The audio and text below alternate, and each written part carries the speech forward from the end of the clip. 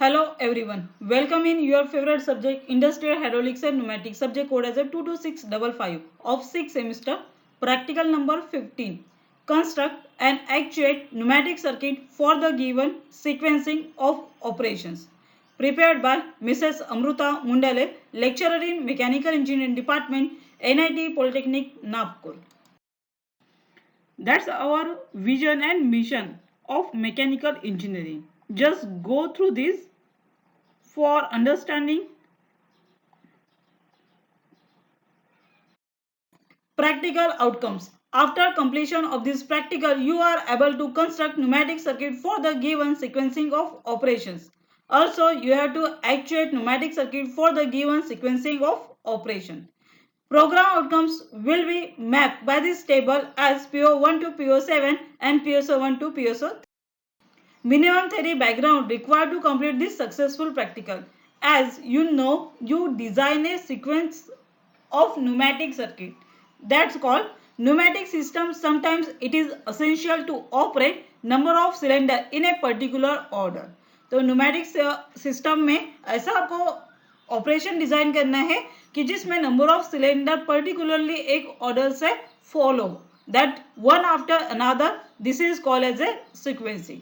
यानी एक operation perform होने के बाद दूसरा, दूसरा ऑपरेशन परफॉर्म होने के बाद तीसरा, इस तरीके से एक्चुएटर ने एक्चुएट करना चाहिए different position. That's called as a sequencing operation in pneumatic system.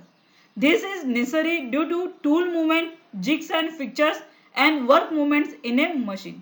जैसे कि आपको पता है कि मशीन को ऑपरेट करते हुए आपको कुछ चीजें करनी पड़ती हैं. जैसे कि अगर आप लेथ मशीन की बात लेते हैं तो लेथ मशीन पे जब तक चक में आप ऑब्जेक्ट को, वर्क पीस को अटैच नहीं करते तब तक और जब आप टूल में अटैच नहीं करेंगे, जिग्स एंड फिक्चर से अटैच नहीं करेंगे, तब तक उसको फीड देना, टूल को मूवमेंट देना पॉसिबल है. पर इससे आपको डिजायर शिफ्ट मिलेगा क्या? नहीं. तो ये क्या है? एक एक्शन होने के बाद ही हम सेकेंड एक्शन को परफॉर्म कर सकते हैं. That is called as a sequencing और order of operation performance. Okay. Next, sequencing of a two types. One is travel dependent or position based. It means when one actuator is used to trigger roller operation wall for actuation of next actuator after traveling predefined distance. जब आप distance travel रखोगे, travel dependent रखोगे, travel और position based, तो क्या एक actuator की जितनी पोजीशन मूव हो चुकी है तब जाके ये ट्रिगर और रोलर ये कहाँ पे होता है? डायरेक्शनल कंट्रोल वॉल से. मीन्स ट्रैवल डिपेंडेंट और पोजीशन बेस्ड सीक्वेंस सर्किट में आपको डायरेक्शनल कंट्रोल वॉल का यूटिलाइज करना है विथ ट्रिगर रोलर, जिसके वजह से एक एक्चुएटर की मूवमेंट सेंस करके directional control wall second side के एक्चुएटर को सिग्नल देगा. Second sequencing method is pressure dependent. Pressure dependent sequence में आप सीक्वेंस वॉल यूज करोगे फॉर सीक्वेंसिंग ऑपरेशन के लिए जो प्रेशर के डिफरेंस पे ऑपरेट करता है. In which pressure develop in first actuator is use to initiate next actuator movement through sequence valve. Position based pneumatic sequencing circuit for two double acting cylinder. तो अभी हमें क्या करना है? पोजीशन बेस्ड न्यूमेटिक सर्किट को design करना. In this practical के अंदर for actuation of double acting cylinder. Double acting cylinder की बात आती है जब भी कोई भी सर्किट हो तो आपका 4/2 या 4/3 डीसीवी ही यूज होगा. न्यूमेटिक सर्किट है तो कंप्रेसर, एफआरएल.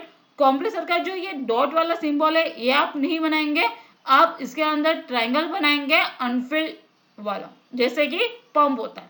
पर पंप में एरो फिल्ड होता है, यहाँ पे एरो ब्लैंक होता है, वो बनाएंगे. देन एफआरएल बनाएंगे. एफआरएल से कनेक्टेड आपका क्या रहेगा? 4/2 और 4/3 डीसीवी. और आपको ये क्या करना है?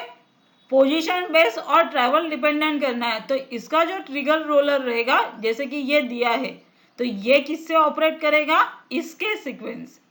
तो यहाँ से एक्चुएशन गया, ये मूव हुआ, इसका आ गया, ये आपकी डायरेक्शनल कंट्रोल वॉल्व 1 है और इसको कंट्रोल करने के लिए बीच में ये वॉल दी है 2x2 की, एक पोजीशन क्लोज है, एक पोजीशन ओपन है, इससे सिग्नल जाएगा नेक्स्ट को। और ये ट्रैवल डिपेंडेंट है, तो ये मूव होने के बाद ये ट्रिगर इसका प्रेस करेगा ऊपर से रोलर, तब जाके ये एक्चुएट करेगा और सेकेंड साइड में 4x2 को या 4x3 को सिग्नल देगा ऑपरेशन।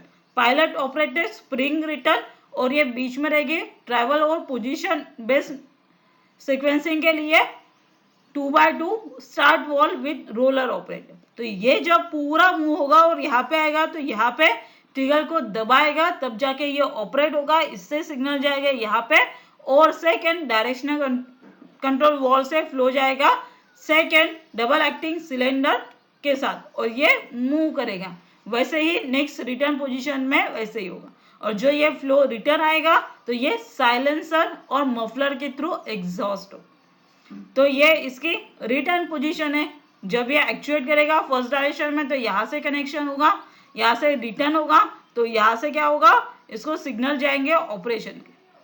तो इस तरह से ये position based pneumatic sequencing circuit है for operation of 2 double acting cylinder. Now the time is to discuss practical outcomes achieved by this practical as construct pneumatic circuit for the given sequencing of operations. Actuate pneumatic circuit for the given sequencing of operation. Program outcomes achieved by this practical as PO1, PO4, PO6, PO7 and PO3 is. Thank you. Happy learning. Stay online.